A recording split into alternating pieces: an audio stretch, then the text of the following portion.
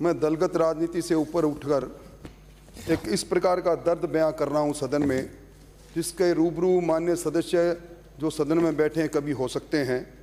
अध्यक्ष महोदय, सुरक्षा हट नहीं जाए, दुर्घटना हो नहीं जाए, और इसी कारण से अध्यक्ष महोदय आर्टिकल 194 में सदन में चुनकर जो आते हैं उनको विशेष अधिकार भी दिया गया है ताकि वो निर्भीक और निर्बाध रूप से अपने उत्तरदायित्व को पूरा करें। अध्यक्ष महोदय, हम करीब 5 लाख लोगों का प्रतिनिधित्व करते हैं।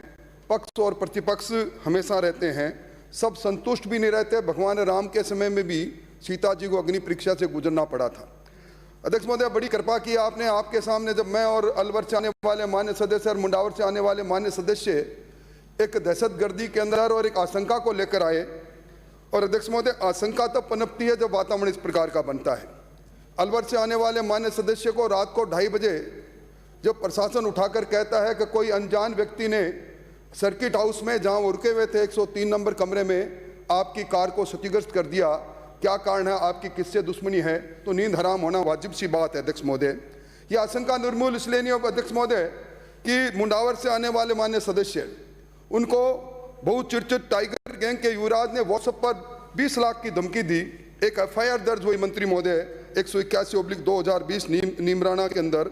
अपराधी इसी अपराध में गिरफ्तार भी हुआ, पर चिंता जब बढ़ जाती है जब 2.5 महीने बाद वो कुख्यात अपराधी जो अभी नौजवान है, बाल अपराधी कह सकता हूं मैं उसको, वो पुलिस की हिरासत से उसी प्रकार फरार हो जाता है जिस प्रकार अलवर में बैरोड में पपला फरार हुआ। और उसके बाद अध्यक्ष महोदय बात यही नहीं टूटती, सोशल मीडिया पर वो अपराधी फिर सक्रिय हो जाता है और फिर मान्य सदस्य के, मुंडावर से आने वाले मान्य सदस्य के घर में एक बार फिर अनजान लोग आके रेकी करते हैं। घबराए हुए मान्य सदस्य DG को टेलीफोन करते हैं। इस प्रकार की बात हमारे सामने है।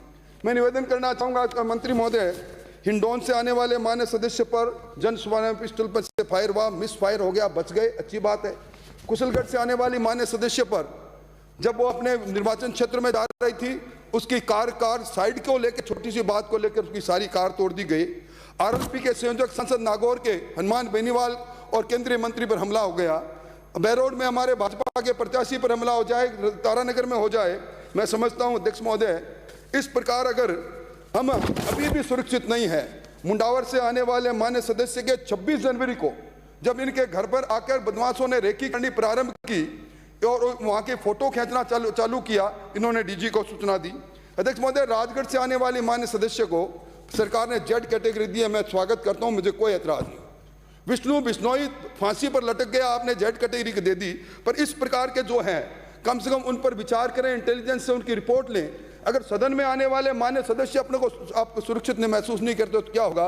और मैं यातायात मंत्री जी, आपकी तो बात ही क्या करूं, आपकी मौसी जी के यहाँ अशोकनगर थाने के अंदर चोरी हुई, 2 बार चोरी हुई कि नहीं हुई? क्या बात, आपकी मौसी के घर चोरी नहीं हुई?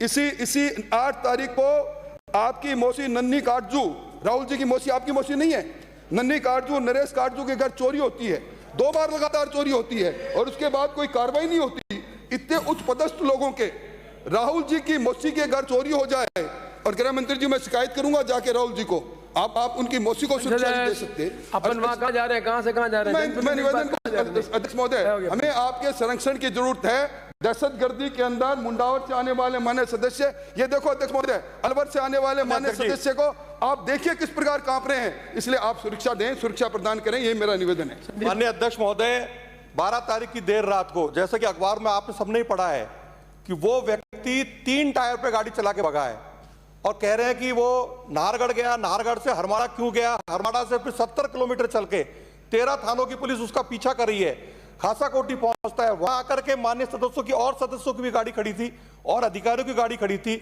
मेरी गाड़ी पे आके प्रहार करना निश्चित रूप से कोई बहुत बड़ा षड्यंत्र उस व्यक्ति के माध्यम से किया जा रहा था। इसके साथ साथ किशनगढ़ में जो अलवर किशनगढ़ नगर पालिका है, वहां के चेयरमैन के पुत्रों के ऊपर प्राणघातक हमले हुए, उनके ऊपर भी पुलिस ने अभी तक कोई कार्रवाई, अपराधियों को पकड़ा नहीं गया। अलवर जिले का जनप्रतिनिधि वाकई में बहुत भय की स्थिति में है।